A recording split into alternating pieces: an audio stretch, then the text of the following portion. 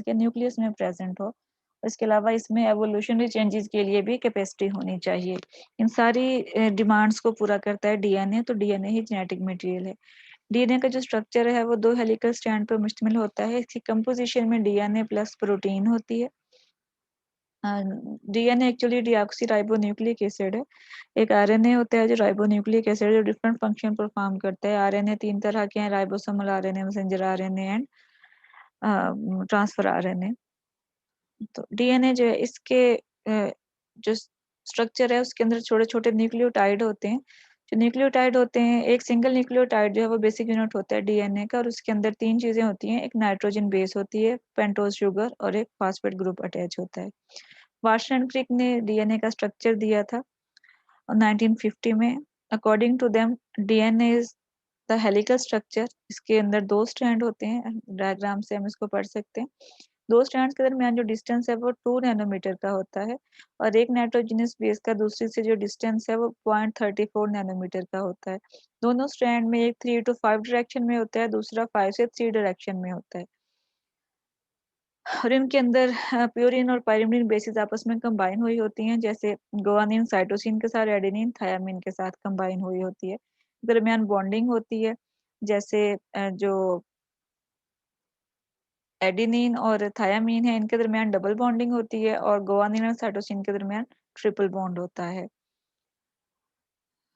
और इसके बाद डीएनए की रेप्लिकेशन है। रेप्लिकेशन एक ऐसा प्रोसेस है जिसमें डीएनए अपनी एक कॉपी जनरेट करता है। इस प्रोसेस के लिए जो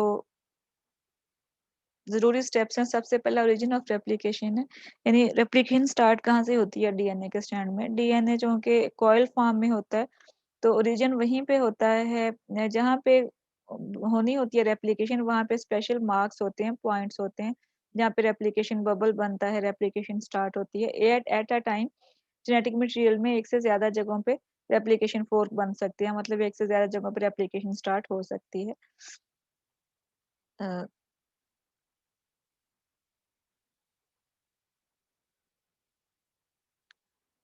अच्छा जी, ये जो है ये डीएनए का स्ट्रैंड है। सबसे पहले जब ओरिजिन होता है रेप्लिकेशन का, तो उसमें सबसे पहले हेलिकेज एंजाइम आता है जो कि अनकॉइलिंग करवाता है, कॉइल डीएनए को अनकॉइल करवाता है ताकि दोनों स्ट्रैंड सेपरेट हो जाएं। हेलिकेज दोनों स्ट्रैंड की अनकॉइलिंग करवाता है, ये एक एंजाइम है। उसके बाद सिंगल स्ट्रैंड बाइंडिंग प्रोटीन्स आ जाती हैं जो कि अनकॉइल्ड स्ट्रैंड के साथ बाइंड हो जाती हैं ताकि ये दोबारा आपस में कॉइलिंग ना करें। उसके बाद आरएनए प्राइमर आता है। आरएनए प्राइमर 10 न्यूक्लियोटाइड पे मुश्तमिल एक आरएनए प्राइमर होता है जो कि एक एंजाइम प्राइमेज के जरिए उन साइट्स को मार्क करता है, बाइंड करता है जहाँ पे रेप्लिकेशन होनी होती है। तो जैसे ही वो उन जगहों पे आके बाइंड होता है जहाँ पे रेप्लिकेशन स्टार्ट होनी होती है आरएनए प्राइमर, तो डीएनए पॉलीमरेज एक्टिव हो जाता है और वो रेप्लिकेशन स्टार्ट कर देता है।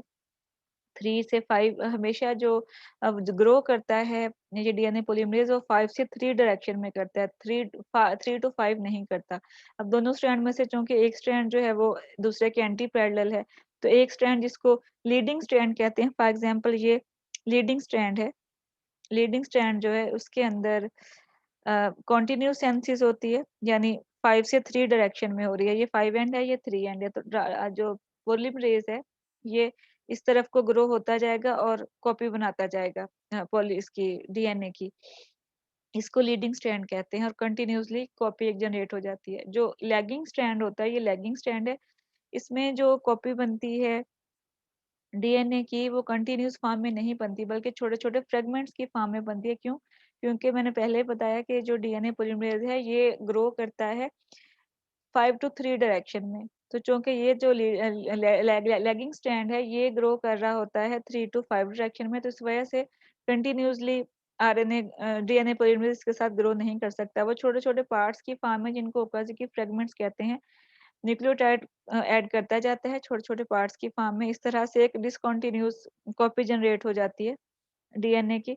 और इस इन फ्रेगमेंट्स को, जिनको ओकाज़की फ्रेगमेंट्स कहा जाता है, ये 100 to 200 न्यूक्लियोटाइड तक लेंथ में होते हैं यूकेरियोट्स में। इनको बाद में एक और एंजाइम जिसको लाइगेज कहा जाता है वो कंबाइन करता है। कंबाइन करने के बाद एक कंटिन्यूअस स्ट्रैंड बना देता है।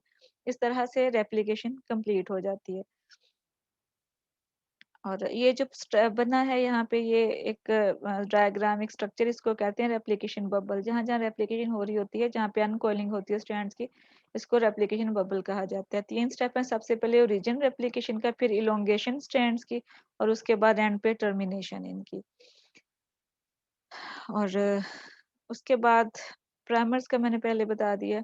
जो मेन प्रोटीन्स हैं पूरी रेप्लिकेशन में यूज होती हैं, वो डीएनए पॉलीमरेज है जो कि रेप्लिकेशन करता है, लाइगेज है जो कि कजी के फ्रेगमेंट्स को आपस में कंबाइन करता है, फिर प्राइमेज है जो कि प्राइमर्स को सबसे पहले रेप्लिकेशन पॉइंट्स पे कंबाइन करवाता है, ज्वाइन करवाता है।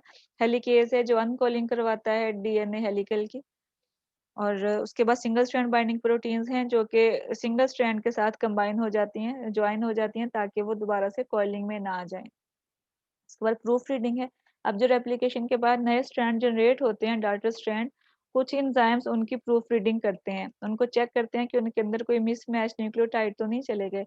अगर कहीं ऐसा हो तो उनको रिप्लेस करते हैं। तो इस तरह से बाद में प्रूफ रीडिंग भी होती है न्यूली सिंथेसाइज्ड डीएनए की। तो ये था डीएनए रेप्लिकेशन।